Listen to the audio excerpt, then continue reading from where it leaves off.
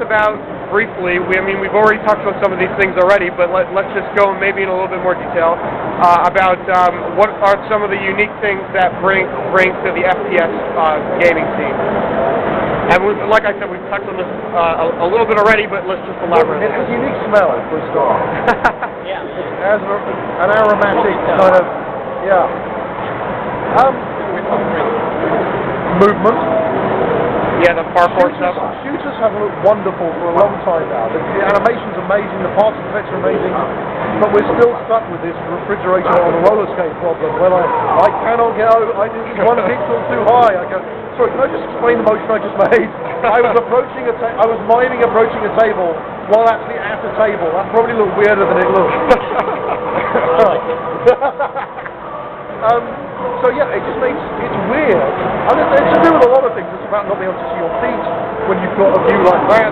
Yeah. It's like you should be able to climb over that table. Yep. You should need to go to a certain point and press a button and trigger a canned animation. You should just be able to jump over it.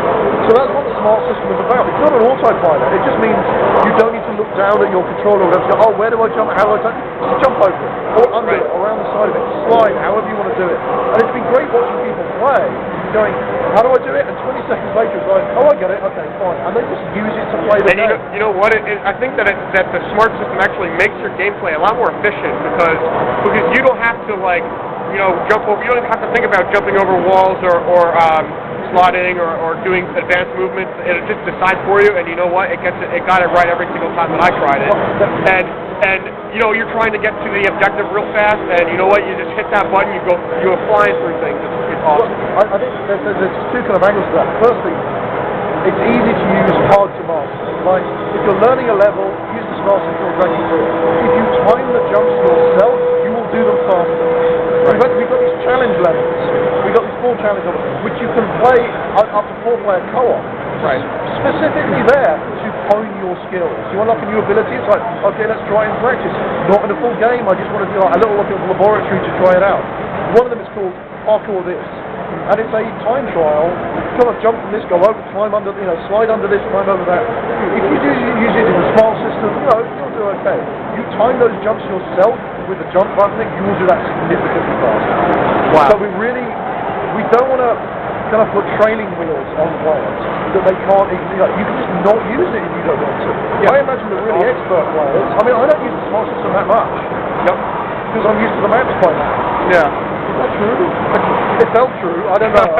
Now I'm trying thinking, well maybe I do use it, I just don't realise it. But there's certain routines you go, okay, I know how to time the jump from this. Bip, bip, bip, I'm up it quicker than the other guy before or after me who's there going, he's still doing it relatively fast, and he's sort of fire while he's doing it, not as accurately because he's taking the hand off the weapon, but we didn't want to make it so that it would hobble players who are really good at movement and can advance all those movement skills, trim jumping, bunny hopping, all of those things.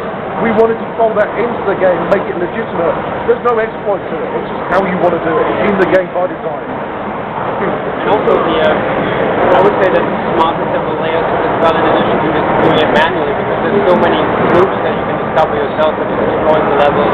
That's just like, oh, I can get over barriers and stuff, but then you find all these shortcuts getting up to stuff. So there's a lot of stuff there for people to explore. Yeah, what I think is fascinating is that the game has this really shallow learning curve. It's really easy to get to lock onto, but there's so much depth thereafter. So there's a lot of room for expansion of your skills. But in order to do well in the game, you don't have to know a lot. That was the goal. Yeah. And it's been very encouraging seeing people play today and all that. It's such an array of players. Like people who've never really played a shooter or really experienced PC gamers. Obviously, they had to use a controller, which is ideal for them. But they're getting into the game.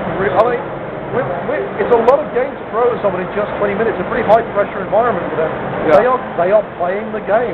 They are really playing it. It's great to see.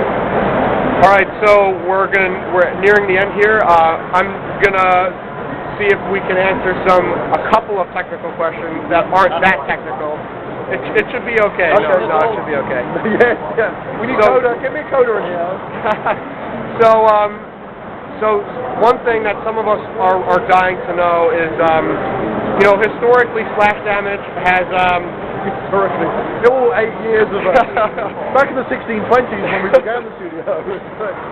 No, but seriously, historically, Splash Damage has supported, you know, a wide variety of platforms, and then really, you know, they like to support, you know, alternative operating systems on the PC platform. Is Splash Damage going to continue to do that with Brink and into the future?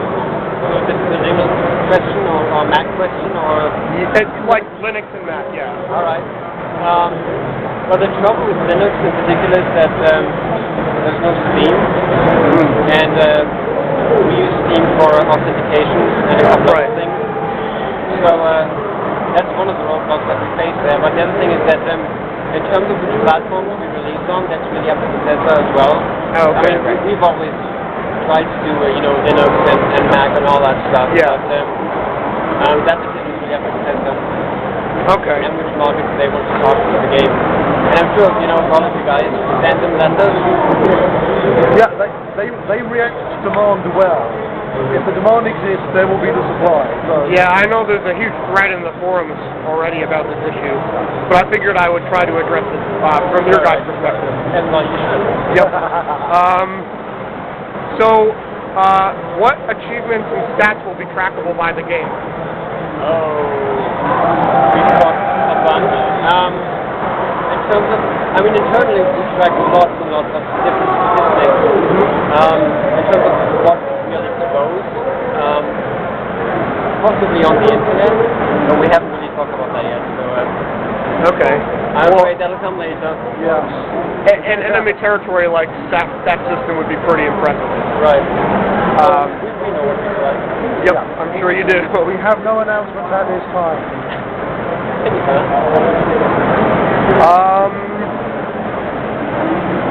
Okay, last question. Already? Yep. What types But of... we haven't done our song yet. You can do that in the end if you like. What types of variables will server admins be able to modify on their dedicated servers? I actually, you know, when we came here, just setting up the config for this event, there's quite a lot there that you can change and adjust, and the game will actually ship with a number of preset configs for the console. Oh, and obviously, traditionally on PC, we've always exposed a lot of that for players to adjust themselves. Right. The plan is to do that for Brink as well. Yeah. So we're not final on that. We are still. We're still in the process. Yeah, we're right in the middle of that. Yeah. Oh, okay. We know what we'd like to do. It's a question of getting it. I'm doing it right. I'm doing it properly, and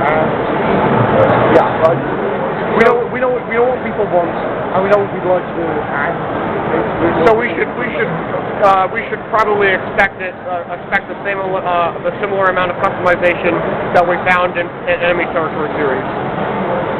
It may not be. Well, that's true. Well, it depends really, because the games are fairly different. Yeah, they're pretty. You know, we know that people like to limit perhaps ability tiers or whatever, so we're aware of what But it's certainly a goal. I mean, we're kind of in meaty mouth directors. We can't give definitive answer.